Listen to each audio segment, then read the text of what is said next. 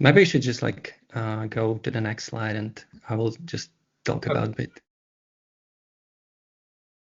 Yeah, so real robots are cool. We're talking a lot about like simulation, and you need some kind of interface into real world. So like when you have like a camera, you already have USB, but what if you want to plug like a motors in or like some kind of sensors?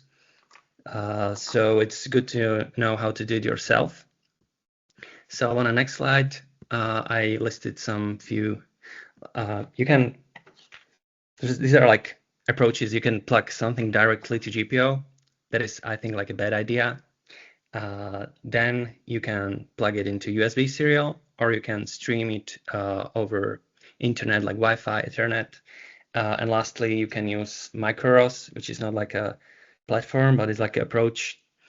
And on the next slide, I'm speaking about like the GPIO. Like it's probably, I don't think like the Jetsons have any like voltage protection or anything like that. It's not very extendable. Like when you want to change pins and something, it's probably also like error prone.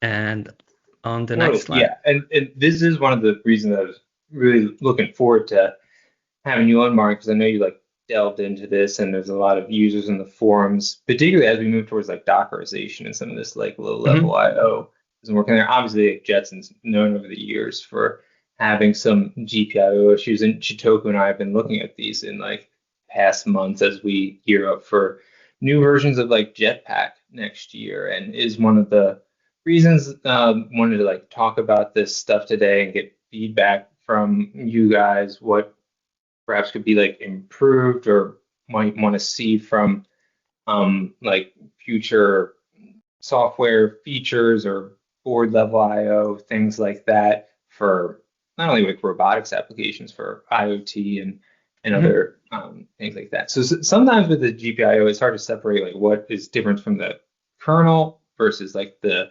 Jetson PinMux specific issues, but I agree, having gone through it, it's not particularly easy from either side. So sorry, you can continue on. Okay, go on the next slide. And I find that GPIO always has a problem between 5 volts and 3.3, and you never know if you're gonna burn something because exactly.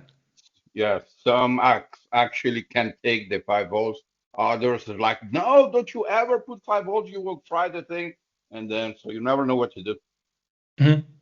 But then you can have like 12 volts or whatever volts, like you want to do something with like switches. So that's why it's probably not a good idea.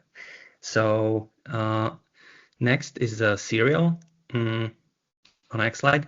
Actually, that's I've been talking like with Dustin about these robotic arms, and one of them, like the elephant robotics, actually has inside like ESP32, and you communicate with serial. So you have like some kind of Python program, and you talk with a serial with the arm. But like you have to kind of hard code port, and you have to write your own Python whatever interface, and it's only serial, so that's kind of downsides, but it works. That would still seem common. Like, and I've just been going through that too. The number of like these little USB serial port drivers you end up looking up is still a lot. So, and one of the things that you thought would be in some of these robotics frameworks, just having those is like, oh no, actually you have to like do all the like drivers yourself too. So, yeah, that's but like yeah, that's still around quite a lot. So on next slide we have I think ROSSerial. This was I think in ROS 1. Probably many of you like used ROS before.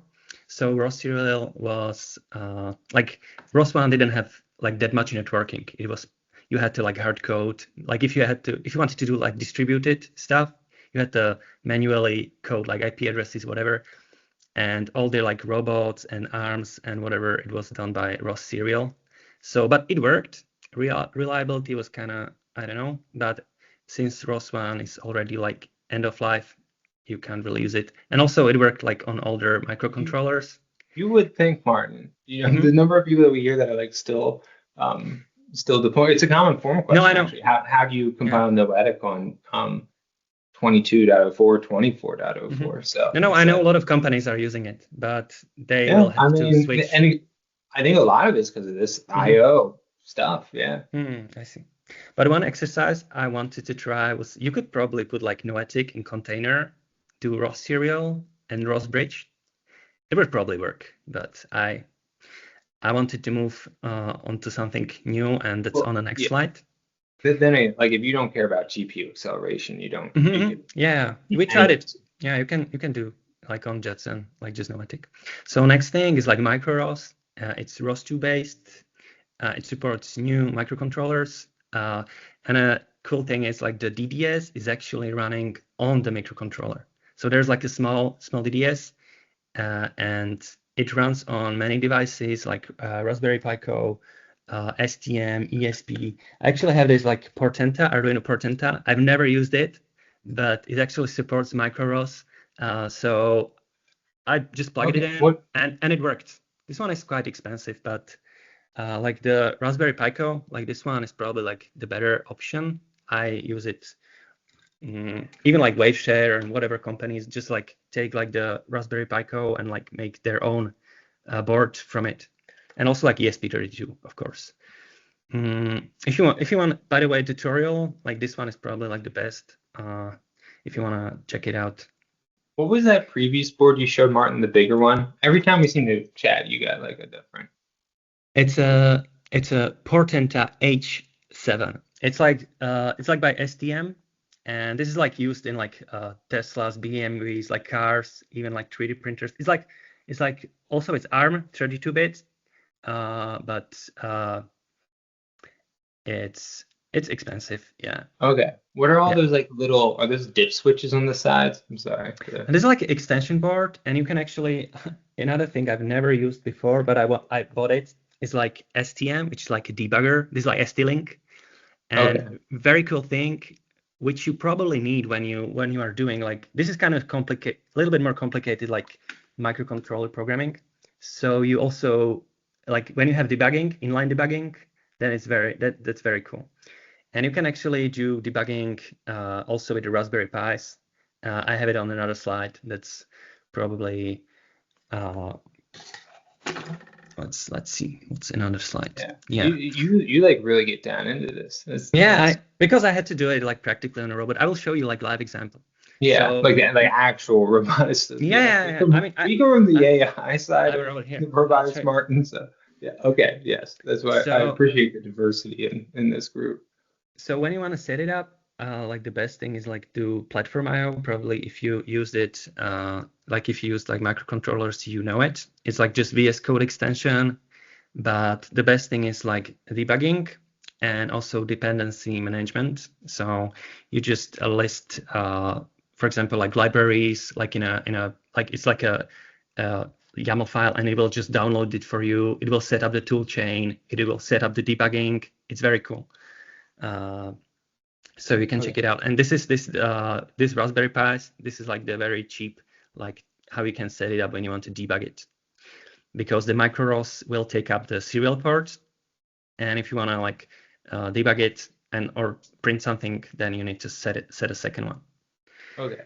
How much work does it typically take from here to go to like PWM control, or if this was like a quadcopter, I guess this would be like a PX4. I've also heard those can run MicroROS, but would that just be like a certain board that you got, or do like all of that? That's just like a typical function for them at that point. I mean, with this platform, you just like change one line. You just change like a board, and you can go from like Raspberry Pi to STM to ESP. It's very cool. Okay. But then, like with some boards, you have like platform-specific codes, and that's why I'm kind of like using. It's called rclnodejs. It's like a wrapper, Arduino wrapper on Raspberry Pi. It's like many people don't like Arduino, but it's like a layer, like abstraction layer over these microcontrollers, which is very, very cool. So on the next slide. Used that before. Yeah. I've used that before, and like the Palulu ones. So those like type of protocols. Sure. I wanted to share the screen, but so I will pass it to chat, maybe like the pops up and reconnect. One thing cool about this is that you can literally like unplug the cable, plug it in, and it will run. It's like it's very reliable, and it's if you program with ROS, it's quite easy to understand. Maybe I wanted to show like my VS Code and like show you my code, actually what I wrote, but Okay, you can. MicroROS. Sorry, Martin. MicroROS runs on FreeRTOS. Is that how it is? I think no, it's like different. Like my, FreeRTOS is just like I think like it's like when you have like a Pico SDK and like FreeRTOS, it's like different platform. I think they call it platform. So, or you have like Embed. Embed is by ARM. That's another platform. So you can choose. I think like the macros is just like a libraries. So you can like the underlying thing you can change and it will still work. Okay. And okay, next one. Next slide is this one. I didn't try, but it's also an option. It's like Zenoh Pico. Like Zenoh is a. I used it when you want to connect over Wi-Fi, for example, multiple ROS machines, and they also plugged. And they also created the Zenoh Pico, but compared to MicroROS, it's kind of I don't know. It looks like it's not that developed, and you probably would have to dig a bit deeper to use it. So I'm just putting it as a, if you want to try it, yeah. Yeah, it is interesting, and like FreeRTOS and those other ones. This is actually not using ROS. Yeah, Jetson does have like the R5. It does actually have good, like decent real time I/O. It's just like pretty complicated to get into at that point. And sometimes just using, maybe we should offer a MicroROS to the R5 Sudoku. That could actually be like the answer. Is that's right. I've been thinking about it. Yeah. Yeah. I mean, why not, right? Okay, yeah. Yo, if that's all that comes out of this meeting today, that would be like a major win. Thank you, Martin. All right. I think we got our answer there. Okay. Awesome. Okay. And last one is I have like just like 2 slides. So this one is another cool thing. Like they put this is by some Italian PhDs, and this is also like one thing that I've never used. It's some like Arduino with a camera, and I put it. This is actually would be really interesting, like with these robot arms that you are making. Like they put a camera inside the gripper, so it's like here, like right. you have like a little camera, and you can actually like see. But they are not using MicroROS, but they are just like streaming the ROS over the Wi-Fi. But it would be interesting, like to try to put MicroROS on this one. I think it would be doable because it's using the same chip as the big Portenta, which they are using. Okay. Yeah. Well, I mean, as long as it shows up as a ROS topic and the drivers are open source, then it's I don't particularly care person. I mean, this seems interesting in that it's wireless, so you don't have to deal with the cabling from. No, but the cable, I believe cable is good because like the Wi-Fi, when you have like 20 Wi-Fi enabled devices, it probably will become a mess a bit. It does look nice. I'm gonna bookmark that one. All right. Okay, so last live maybe demonstration. I wanted to share your screen. I just made like an app for a web. I'll stop. Let's just check like how this works. I'm just gonna like click like start, and we'll like start anything. And this is basically I've made like in TypeScript app that you can just like click. It's called ROS rclnodejs. It's like ROS for Node.js. So you can basically write ROS like a web interface to ROS. And so when I click like some button on web, like it went from Node like HTML to WebSockets to Node.js to like the microcontroller, and it turned the motors on. So this is like the power of ROS, that you can like interface all these like applications like from web to whatever your control system to microcontrollers, which I think is very, very cool and powerful. Yes. And that's it from me. So thank you for watching. Oh, thank you, Martin.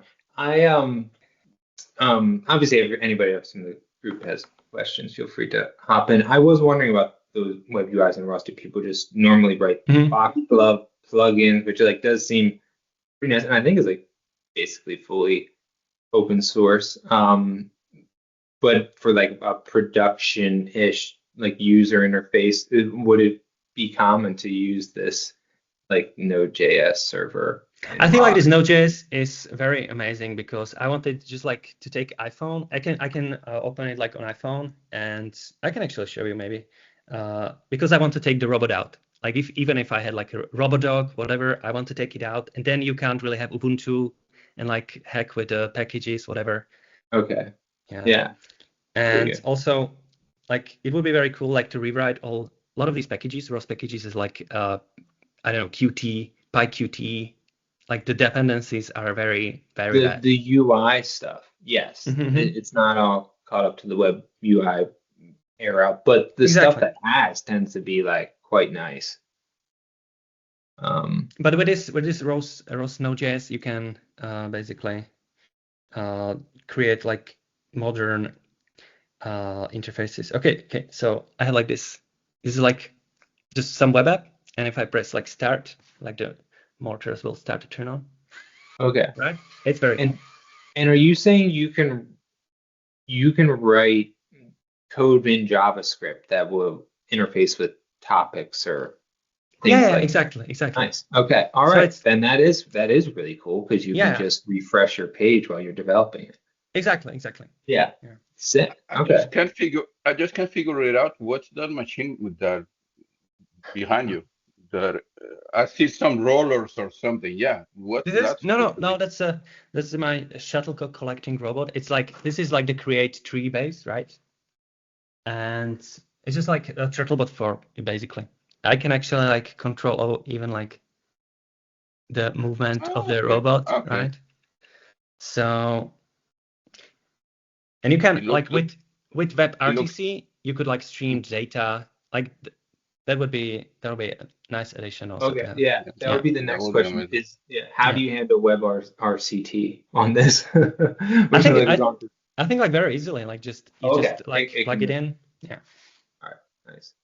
Um, yeah, so Martin and I have been chatting mainly about this like mobile, roaming navigation problem, like in an unstructured um, robotics learning. Like we've been in the Lay Robot GitHub and like digging more into that, and it does strike me as there will be a lot more of these type of like bespoke little robots that people can pretty much just make. And the use case for this is like really interesting. I know you like Yeah. into sports and things, and there's all types of like there are ones for these for tennis that just go around and like collect all the balls on the court, but not one for badminton. I guess not. So you can corner that market, Martin, and This is maybe like the that. first shuttlecock picking robot in the world. So yeah. Okay, I hope you got your patent Mhm. application in or whatnot. But I mean, it's interesting. You can Mhm. you should totally team up with Al. He's got contacts in Mhm. manufacturing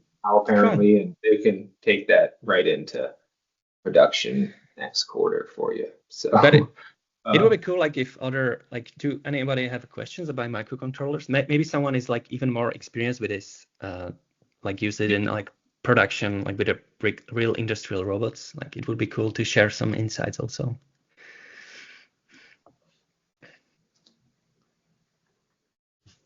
So did anyone use like it, like it looks like microcontrollers? Tomas had a question. Tomas Lewicki, it's great to see you. Yeah, hey. It's been years, man.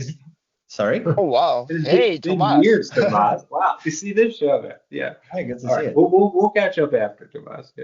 Oh yeah, sure. I forgot my question. Oh, my question was, I actually worked with robots who did have to talk to like an iPad app, but my question was more, so from the browser perspective, you're basically talking to like a WebSocket, Martin, right?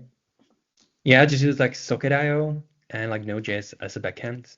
I see. So how do you structure structure that that stream essentially? Is it like, are you sending like a giant JSON? Are you packing it in a protobuf? Like what is actually the data that's going in and out of the socket? I mean, just like I'm just pressing buttons, and these buttons I just spec as a like a JSON, just like I don't know, ID of a button or a name of a button, and then like on a Node.js, I'm just like sending. Then with the ROS node RCTL Node.js, you can just like send like ROS messages directly, right? Yeah.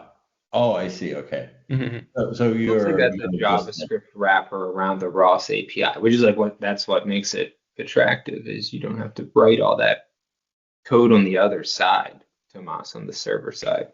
Yeah. I did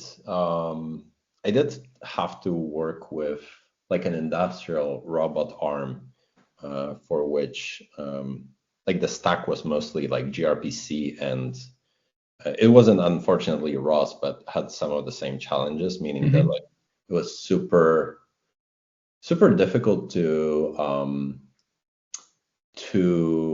develop UIs, because I think phone manufacturers just don't want you to like, hey, here's an app that just talks to a random port and sends random data.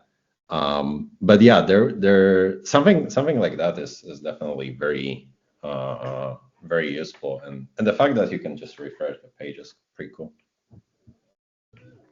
Yeah, that probably like makes all the all the difference. Okay, I remember I did have a question about this that came up like a month or two ago, and it was like, can you run the ROS server in a JavaScript client, or could that be like another ROS machine on the network, as opposed to just like piping into those topics or not? It was like, how full of the ROS runtime do those do? And I think it was in the context of running this on phones or other platforms where you didn't necessarily have that full like Linux or C environment to host that is. And it's kind of as our like definition of ROS expands here, as to include, this is like very distributed at this nature, just like a general, it seems limited to LANs, right? But like I have a lot of stuff on this home network at this point, and just like start using ROS for stuff. So there was actually like on Discourse, on ROS Discourse, there was like this, they wanted to port like ROS to Swift or Android or whatever. But I think like just not having ROS on your device, on like or iPhone, is very good, because then you don't have to install anything, or like it's just like pure HTML JavaScript, and like you separate it very clearly. It's very, because like if you wanted to have like some kind of custom messages, then you would need to, I don't know what, compile it or whatever, build it, even for the client, which is kind of a pain, right?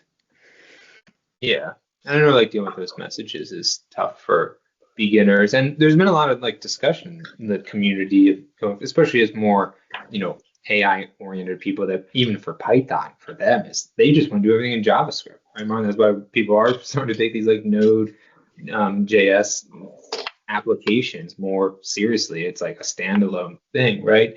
But yeah, I think that, you know, given those other frameworks bear consideration, and like Dora RS, there's a bunch of other ones that have come up forward, that allow them to have like connectors into ROS, and there's a lot of other subsystems that we work with too. So I feel like as long as everybody has the connectors in place, like LangChain systems and stuff like that, then it can all coexist together. Maybe some of the IPC might not be ideal, but I think maybe the ROS part is that it can be zero copy. That at least has a path to it. Zero copy GPU. Okay, that is like the key, and other hardware accelerators too. It can do with the type of adaptation, right?